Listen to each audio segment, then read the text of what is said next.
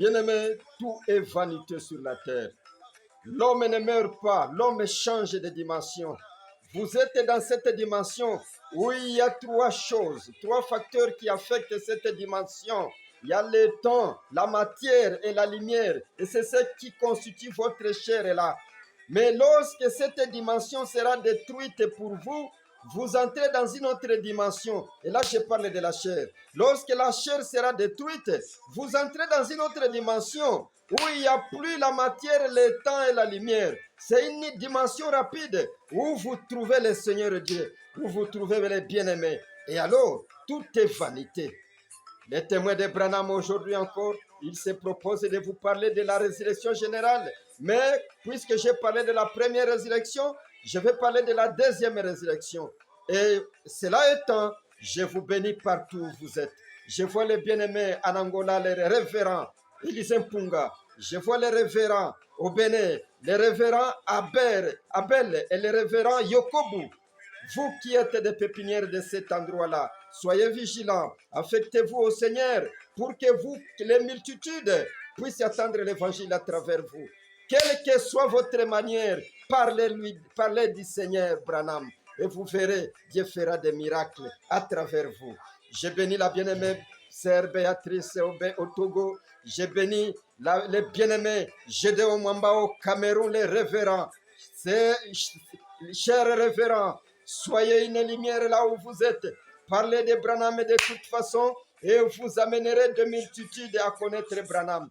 Oh, je vois les bien-aimés au Congo, les révérends Normands, les révérends Irénée, les révérends astronautes, les révérends Sotman, les révérends Léon, beaucoup de révérends que je connaisse et que Dieu vous bénisse. Au Rwanda, je vois la bien-aimée sœur Béatrice, la sœur qui a brisé la glace, la paix. Il a abandonné ses frères, mais il s'est attaché au nom Branham, Marion Branham, la première au Rwanda pour connaître les mystères de cette chambre super sécurisée, Branham, Marion Branham. Ainsi donc, avec les témoins de Branham, ils étaient au nombre de Dieu. De deux, nous avons converti encore d'autres. Je vois la bien-aimée Ngabirele Yalawele, la bien-aimée Marthe, les bien-aimés Shalom, les bien-aimés Mali Blaise, les bien-aimés Sanganira là où tu es, partout où tu te trouves, les bien-aimés Pacifiques, ainsi beaucoup d'autres qui ont écouté ce message à travers cette lumière que Dieu a allumée au Rwanda. Je vous bénis tous. Je vois les bien-aimés Pascal, vous, docteur Pascal, vous qui aimez le Seigneur Branham, et je prie que Dieu vous conduise à cette lumière pour que vous entriez dans la chambre super, hyper sécurisée. Les noms Branham, Marion Branham, parce que c'est ça les sceaux de différenciation. C'est les signes qui différenciaient les Égyptiens et les Israélites. Ils étaient sous les noms d'une personne. Et le nom-là s'est révélé dans les 7 tonnerres au temps de la fin. Bien-aimés, que le Très-Haut vous bénisse. Continuez à marcher. Continuez. Ne ratez pas des occasions de demander ou de comprendre des choses. Voilà pourquoi nous prions pour vous. Nous vous aimons. Je sais que Dieu vous aime et qu'il vous éclaire. Et vous n'avez jamais eu honte de parler de Branham là où vous êtes. Vous irez de pan à autre. Je vois le bien-aimé Pimba, je vous bénis aussi. Et c'est là, c'est par l'amour de Dieu. Je ne savais rien. Je ne suis pas un théologien, mais j'ai connu que Dieu a revêtu la chair. Et c'est Dieu-là, le créateur de l'univers. Il s'est fait photographier. Voilà pourquoi, à côté de moi, vous verrez toujours cette photo de la colonne de feu au-dessus d'une personne. Dieu et l'homme sont devenus un encore. C'est-à-dire, Dieu a marché sur les riz de Kentucky. Dieu a marché encore à Jeffersonville comme il marchait à Jérusalem. L'histoire s'est répétée au temps de la fin. Pourquoi Dieu était venu? Pour qu'il se révèle à ce peuple, à ses élus, et qu'il leur donne les noms. La première résurrection. Pour commencer, je vais un tout petit peu citer une citation, ou soit une chose, ce que le Seigneur a dit à propos de cela, pour que vous puissiez enlever la confusion. Parce que les gens pensent qu'il y aura des multitudes qui viendront devant Dieu pour être jugés. Ils pensent qu'il y aura des multitudes qui ressusciteront et que les tombes vont s'ouvrir. Ils verront déjà sur la surface de la terre des milliards et des milliards de personnes. Non, écoutez ce que dit le Seigneur. Je vais lire dans Dieu qui se cache et se révèle dans la simplicité. Écoutez quelque chose qui va vous révolutionner, qui va changer votre esprit. Bien-aimés, vous qui allez tenir oreille pour écouter ce que je cite de celui-ci. Pas ma connaissance, pas mon savoir-faire, pas mon intelligence, mais ce que j'ai glané de cet homme qui a la colonne de feu au-dessus de sa tête, les Boaz actuels. Suivez-les, écoutez. Et quand, paragraphe 379, 379, Dieu qui se cache et se révèle dans la simplicité, prêché le 17 mars 1963. Et puis, quand ils disent que les tombes vont s'ouvrir, comment les tombes vont-elles s'ouvrir?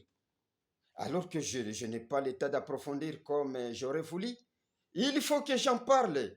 Vous voyez, juste pour vous faire savoir la simplicité de Dieu et ses calcium, cette potasse et tout, alors que tout ce qu'il y a en vous, tout ce qu'il y a en vous comme matériaux, ça ne donne qu'une cuillerée. C'est vrai. Ce qui arrive, c'est que ça redevient esprit et vie. Dieu n'a qu'à parler et l'enlèvement va se faire.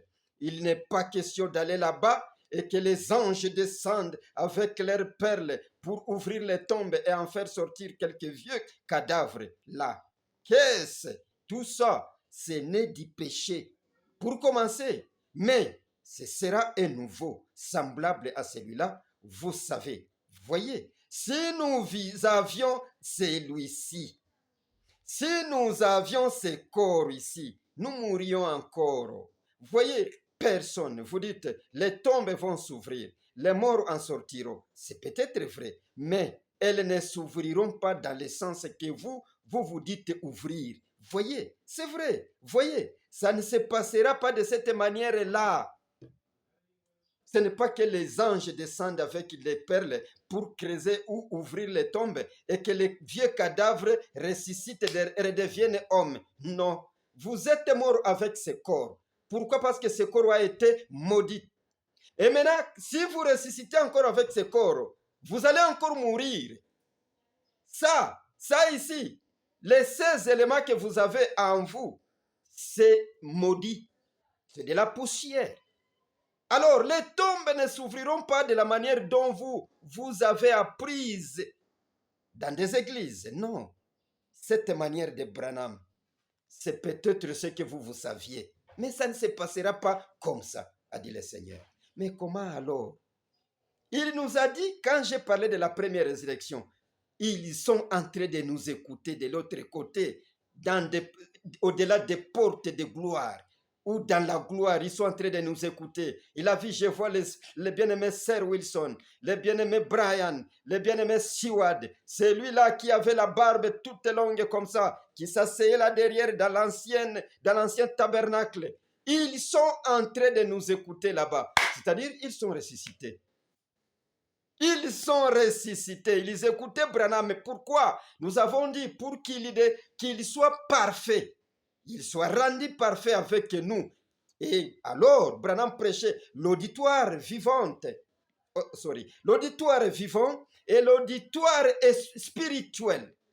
Il prêchait les morts et il prêchait les vivants à la fois. Pas les morts de l'enfer, comme Jésus qui est allé prêcher en enfer, mais les morts qui sont ressuscités, qui sont allés à la rencontre du Seigneur ensemble avec les vivants, pour qu'ils soient rendus parfaits. C'est ça. Ne pensez pas que ça se passera. Vous verrez que, ne pensez pas qu'il y aura des milliards et des milliards de personnes qui vont apparaître sur la terre, puisqu'ils sont nombreux qui sont morts. Pourquoi ils ne ressusciteront pas tout le monde? Et attention, Branham me dit ceci. Il y a quelque chose qui me vient en tête. Écoutez, je vais lire dans le 7 âge de l'Église, paragraphe, page 278. Écoutez. Écoutez, c'est l'exposé bleu. Page 278, c'est l'alinéa, si vous comptez les alinéas 1, 2, c'est l'alinéa 3. Si cela revêt une teinte de restauration, s'il est question de restaurer, de la résurrection générale, si cela revêt une teinte de restauration, faites bien attention, car les méchants ne seront pas restaurés, mais jetés dans les temps de feu. Alléluia. Et tout ça, tu pourras comprendre. Ce sont des bonnes choses. Attention, quand on parle de la deuxième résurrection. La première résurrection, ce sont les saints endormis. Tout simplement, tu n'as pas vu Akab qui a été jeté dans les temps des faits. Tu n'as pas vu les méchants. Ce sont les saints endormis en Christ Jésus qui sont ressuscités. Et les vivants, ce sont les Élis appelés par Branham au temps de la fin, dans l'âge de la Odyssée, qui montent ensemble. Et à la deuxième résurrection, attention, on ne ressuscite pas les méchants qui sont restés. On ne ressuscite pas tout le monde. Ce sont tout simplement les saints qui ressuscitent. Et les saints de quelle manière? Parce que les saints sont allés à la première résurrection. Ce sont des Élis. Et nous avons dit, ceux-là qui sont allés à l'enlèvement, à la première résurrection, sont établis juges et sacrificateurs sur la terre avec les rois. Ils jugent les saints qui viennent des tombes.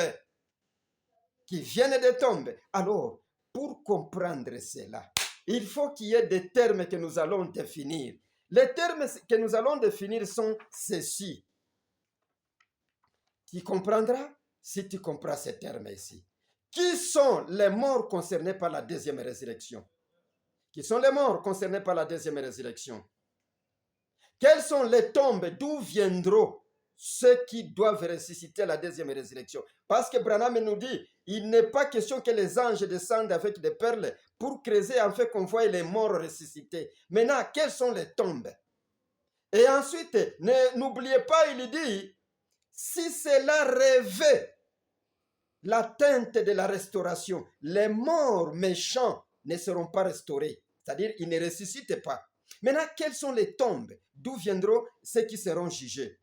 Ou qui sont les concernés? De quelle tombe viendront-ils? Qui juge les ressuscités? Parce qu'ils sont ressuscités pour être jugés par ceux qui sont allés à la première résurrection. À l'enlèvement plutôt avec ceux de la première résurrection. Qui sont les juges?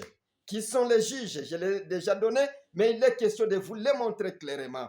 Alors, où sont localisés les tribunaux maintenant pour les juger? Si vous ne comprenez pas ces quatre termes-là, carrément, vous allez échapper à comprendre la deuxième résurrection.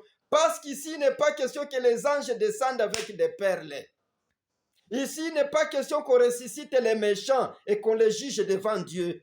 Mais il y a les saints qui sont restés là, qui doivent ressusciter, qui viendront des tombes. Quelles tombes?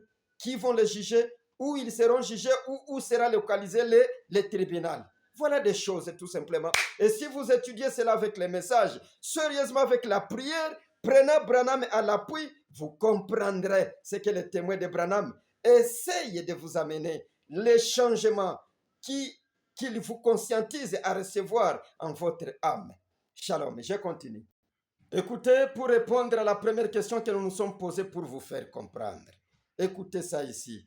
Paragraphe 200, questions et réponses sur les sceaux. Prêché quand? Voyons voir ici. Prêché le 24 mars 1963 matin.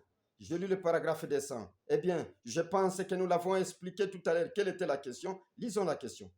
Qu'est-ce qui est arrivé aux croyants nés de nouveau qui sont dans des différentes dénominations?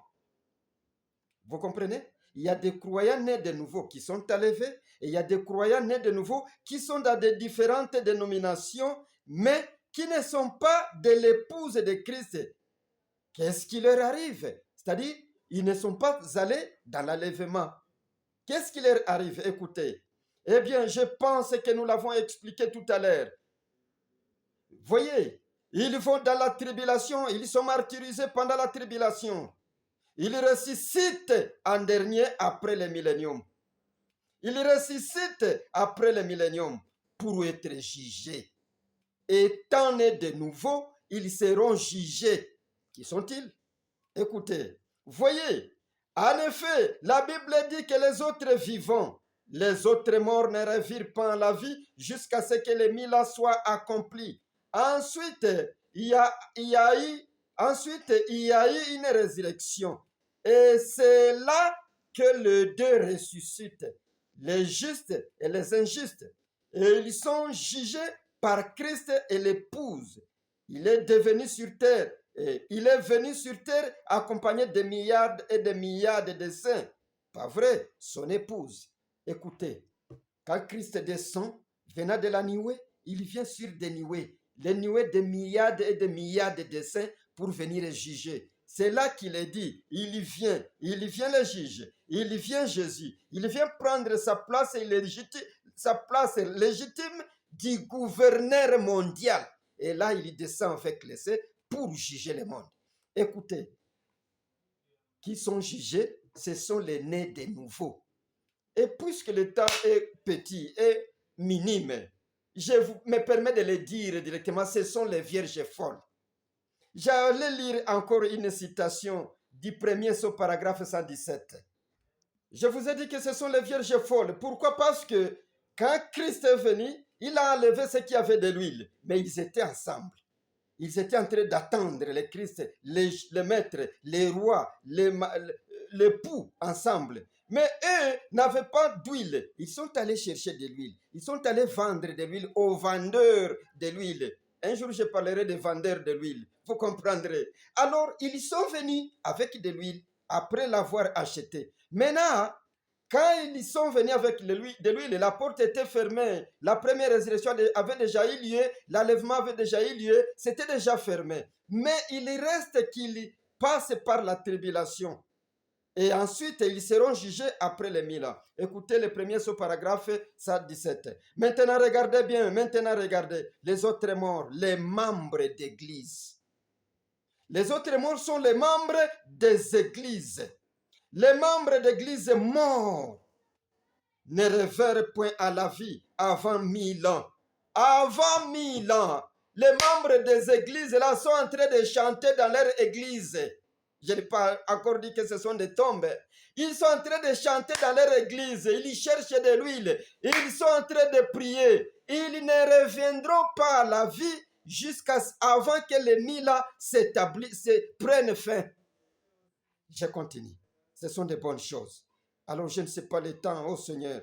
Ne revinrent point à la vie avant 1000 ans. Ensuite, au bout de 1000 ans, ils ont été rassemblés et il y a eu une autre résurrection qui est la deuxième résurrection. Et ils ont été rassemblés. Et Christ et l'Église l'époux. Par l'Église, l'épouse. Christ et la reine par l'Église. L'Église. Christ et l'épouse étaient là. Je m'arrête là. Vous voyez? Les membres des églises, c'est là qui aiment la théologie. Ils sont là, morts là-bas, ne connaissant rien de ce qui se passe pendant le millénium. Parce que le millénium, c'est quoi? C'est quand Dieu est dans la chair humaine, quand il se fait photographier comme ça. Les membres des églises dénominationnelles sont morts là. Ils ne savent pas. Et la mort, c'est quoi? Ils ne se rendent pas de ce qui se passe sur la terre. Même si vous leur parlez de la présence de Dieu sur la terre, ils ne s'en rendront point compte. Pourquoi? Ils sont morts là-bas dans des églises. Mais après les 1000 ans, quand Christ quitte la terre, quand les 1000 ans est accompli, Christ descend de nouveau avec les saints et des milliards. Ils viennent juger ceux-là qui étaient endormis dans des églises. Je descends. Écoutez maintenant. Nous avons déjà déterminé qui sont les concernés par la deuxième résurrection. Les membres d'église. Ceux qui sont en train de chercher de l'huile. Et après les 1000 ans, quelles sont les tombes d'où ils viennent écouter? Paragraphe 100, question-réponse numéro 4. Là, je cite mon Seigneur. Alléluia. Je suis très content parce que j'ai été appelé pour connaître celui qui s'est fait photographier. Pas comme étant ceux qui sont dans la tombe. Non. Écoutez les tombes ici, c'est quoi? Je lis le paragraphe 106, question-réponse numéro 4. Pendant le millénium, la question est formulée comme ceci. Où sont les vierges folles pendant le millénium? Voilà ce que je disais. Pendant le millénium, pendant que Christ est dans la chair humaine, s'est fait photographier, fait des prodiges, des discernements, il crée par la parole. Où sont les vierges folles? Où sont les nés de nouveau qui sont restés? Pendant le millénium, alors sont Alors, elles sont dans la tombe. Les autres morts ne revinrent pas à la vie avant 1000 ans. Écoutez, j'ajoute encore Jéhovah Jireh, du 5 juillet 1962. Je prends le paragraphe 98, 98, pour que tu comprennes ici quelle est cette tombe. C'est là que l'Église a commis l'erreur. Je le dis avec révérence, mes frères. L'Église pentecôtiste aurait mieux fait d'avoir un tambouret là-bas, au coin, avec des hommes et des femmes à l'ancienne mode, ayant le baptême du Saint-Esprit, au lieu de rester dans ces immenses tombeaux et morgues où ils vivent aujourd'hui, dans toutes ces bêtises et tout. Et c'est vrai, ils veulent agir comme les autres. C'est là qu'on en est. Pourquoi n'êtes-vous pas resté comme vous étiez, comme lorsque Dieu débutait avec vous? Les choses même que vous avez combattues, vous avez fait volte-face et vous l'avez fait. Ils ont rejeté la parole que Dieu leur avait donnée pour entrer dans des morgues, des immenses tombeaux où ils vivent aujourd'hui. Les tombeaux, c'est quoi? Les dénominations, leurs églises théologiques. Je n'ai pas à expliciter celui qui me parle. C'est celui qui me dit, j'étais en train de le lire. Et puisque nous avons peu de temps, je ne vais pas vous fatiguer cette fois-là. J'ai découvert qu'il faut faire des petites minutes tout simplement pour vous exciter et continuer à écouter. Qui juge les ressuscités maintenant? Qui juge ceux-là qui viennent des tombeaux? Les tombeaux sont des dénominations, les églises, ou soit qui sont, ou qui viennent des églises, les vierges folles, qui sont restées, qui ne sont pas allés à l'enlèvement. Ceux-là viennent des immenses tombeaux, des morgues, pour écouter les messages et être jugés. Je n'ai pas le temps, j'allais expliciter cela. Ils viennent de ces immenses tombeaux et morgues pour venir écouter après les 1000 ans. Lorsque le Seigneur est déjà dans sa forme initiale, il juge avec la reine qui est avec les rois. Ils viendront écouter pour leur jugement maintenant. Écoutez. Écoutez, questions et réponses sur les sceaux. Je vais lire le paragraphe 201 et 203. Le jugement s'assit, les livres furent ouverts, des livres furent ouverts, et un livre fut ouvert.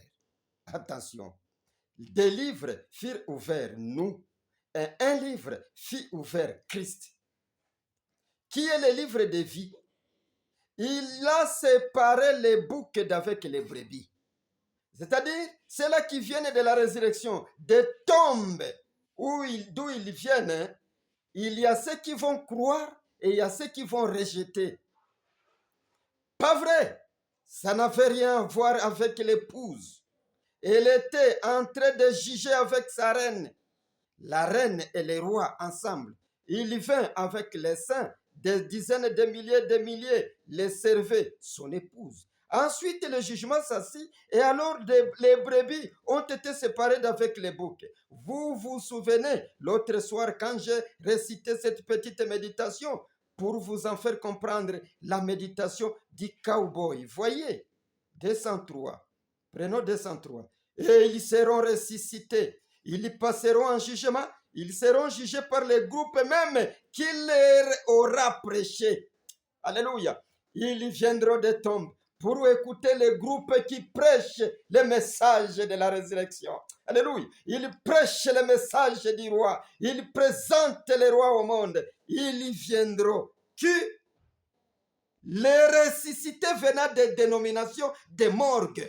Ils viendront, écoutez, je vais reprendre cela, c'est intéressant. Ils seront ressuscités et ils passeront en jugement. Ils seront jugés par les groupes même qui leur aura prêché. Comme le témoin de Branham vous parle aujourd'hui, soit pour la vie pour toi, soit pour la mort, par les groupes même qui leur aura prêché. Ne savez-vous pas que les saints jugeront la terre? Alléluia. On leur prêchera. Vous voyez, on leur prêchera. Et ceux qui le feront, ce sont les gens même qui leur auront témoigné du message. C'est-à-dire, sortez de là. Alléluia. sortez de là. J'espère que c'est un éclaircissement. J'en ai tellement ici que, alléluia, les groupes même, les témoins de Branham, où ils seront partout, ils seront en train de prêcher en leur disant, sortez de là. Glory to you, Branham. Alléluia. C'est-à-dire, sortez de vos tombeaux là, de vos tombeaux où vous êtes, des immenses immorgues. Sortez de là. Qui leur diront sera le groupe qui leur aura prêché l'évangile, les membres des saints qui sont avec les rois, qui seront en train de prêcher, de présenter les rois sur la terre, de présenter l'incomparable et l'immortel. Alors ils leur diront, sortez de là, de vos tombeaux et venez pour la vie. Ceux qui refuseront, c'est ceux qui seront jetés dans les temps de feu. Mais les vierges folles, qui auront acheté de l'huile même encore, qui auront acheté de l'huile, entreront et verront Dieu. Alléluia. Ils seront ressuscités, ceux-là qui viendront. Écoutez. Écoutez ceci, j'allais terminer par ça, mais il faut que je lise ça, quand même patienter aussi. Écoutez des bonnes choses. Après les Mila, je lis quoi? Je lis question-réponse numéro 2. Question-réponse numéro 2. Paragraphe 234. Question et réponse numéro 2, paragraphe 234, numéro 2, du 30, je pense. Après les 1000 ans, vient alors le jugement du grand trône blanc. Et c'est là que les morts et les morts, les justes, aussi bien que les injustes, ressuscitent. Les livres sont ouverts. Les livres de vie ont été ouverts. Les saints, l'époux et l'épouse et l'époux s'assoient et jugent le monde. Et alors s'accomplit cette parole. Et il jugera toutes les nations avec une verge de fer. Toutes les nations comparaîtront devant lui. Là, il les jugera avec une verge de fer. Il séparera les brebis d'avec les boucs. Et il va dire aux boucs, retirez-vous. Et aux brebis, venez, vous qui êtes bénis de mon Père. Alléluia. Ce sont des bonnes choses. Les morts, les vierges folles. Les justes, ce sont ceux qui croiront à la présentation du signe éternel. Ce sont ceux qui croiront au signe éternel qui leur sera prêché. Ce sont ceux qui croiront à la présence du Dieu Tout-Puissant dans la chair humaine, qui a été photographié avec l'homme, qui a été photographié dans les derniers jours, qui a été au milieu de nous parlant l'anglais. Christ, les saints enlevés par la première résurrection, présenteront ces grands maîtres aux vierges folles qui n'avaient pas de l'huile. Ceux qui croiront seront les justes, et ceux qui refuseront seront les injustes. Et il leur dira, les injustes, retirez-vous devant moi, et venez vous les justes qui avez écrit, entrez dans le repos de votre Père, vous qui avez été prédestinés par mon Père. Amen. Maintenant, pour terminer, je n'ai que 2 minutes pour faire 30 minutes peut-être. Maintenant, pour terminer, où sera localisé le trône blanc, puisqu'ils doivent venir devant le trône blanc. Le trône blanc, ce sera quoi et où? Écoutez, je termine par cela. Si vous n'avez pas compris, posez la question. Réécoutez encore l'audio ou prenez vous-même les grands maîtres. Étudiez, lisez. Il a la voix, il a les brochures. Tout y est à votre disposition. Lisez, vous écouterez et le Saint-Esprit entrera en vous. Écoutez, je lis dans la puissance de la décision, paragraphe 62. Prêché le 7 octobre 1955. Je vais lire tout simplement cela. J'allais lire aussi présumé du Shekinah, la publication de Shekinah, paragraphe 8. Prêché le 4, prêché en avril 1962. J'allais lire ça aussi, mais je n'ai plus le temps. Je vais lire la puissance de la décision. Remarquez la puissance de la décision, paragraphe 62. Prêché le 7 octobre 1955. C'est Shekinah Publication.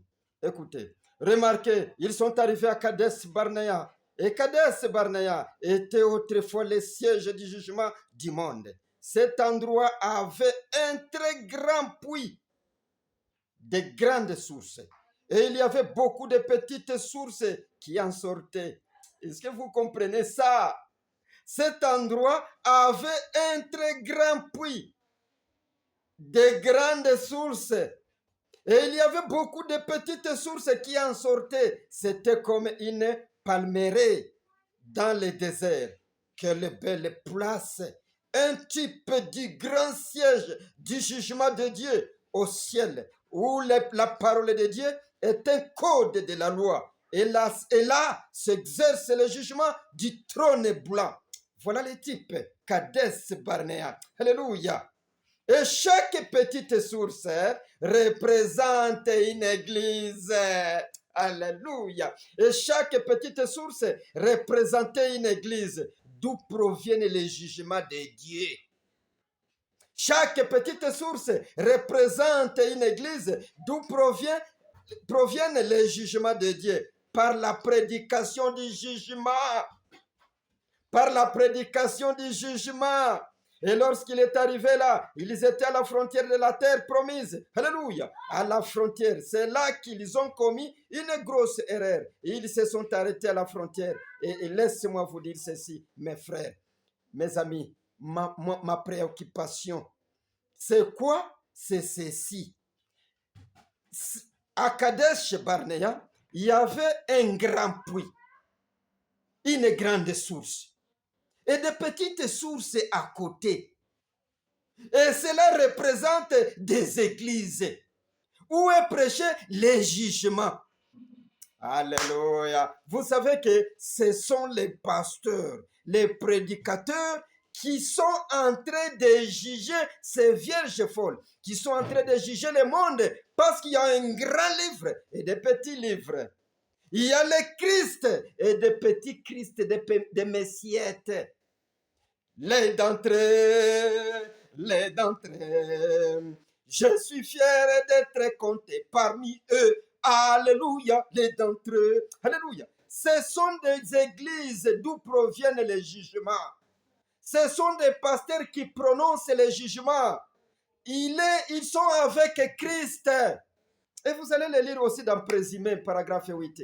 Ils sont avec Christ, les rois, les lions. Ils sont en train de rugir avec les lions.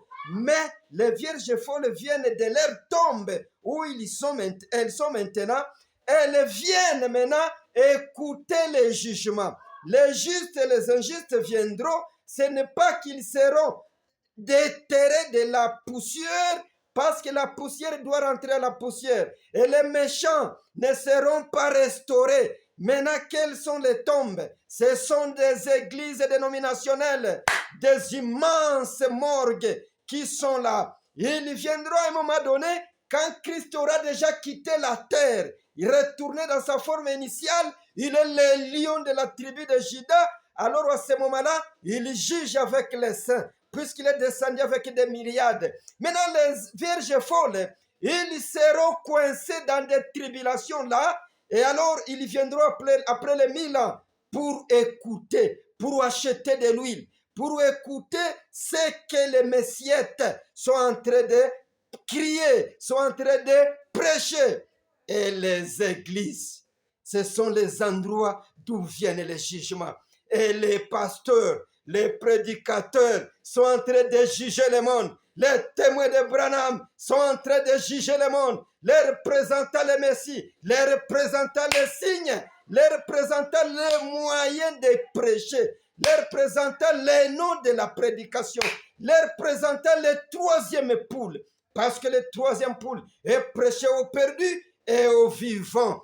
Pour les vivants, ils sont avec les rois. Les morts sont dans les tombes. Ils viendront écouter. Et les signes vous servira de séparation, de distinction. Les signes, c'est le nom de ce Dieu-là qui sera présenté à ces vierges folles. Et ceux qui croiront seront incorporés dans le royaume de Dieu. Ceux qui refuseront seront jetés dans les temps de feu. C'est là qu'il est dit, sortez de moi, je ne vous ai pas connu, vous les commetteurs d'impudicité. Vous voyez bien aimé, pourquoi vous nous dites maintenant que vous n'avez plus besoin de prédicateurs? Pourquoi vous nous dites que vous n'avez plus besoin de pasteurs? Oh, ils sont établis comme juges et sacrificateurs sur la terre jusqu'à la fin du monde, pas de temps. À la fin du monde. Messieurs, vous devriez changer. Vous devriez améliorer votre langage. Si vous n'avez pas compris, suivez ce que les témoins d'Abraham vous disent. Parce que ce sont eux qui vous jugeront avec les grands livres. Christ. Les tombes sont des dénominations. Les jugés sont des vierges folles. Et les lieux de jugement, ce sont les églises. Qu'on les ferme ou pas, les églises, ce ne sont pas des 4000, mais partout les témoins de Branham prêchera, ce sera une église, parce que ce ne sont pas les 4000. Alléluia.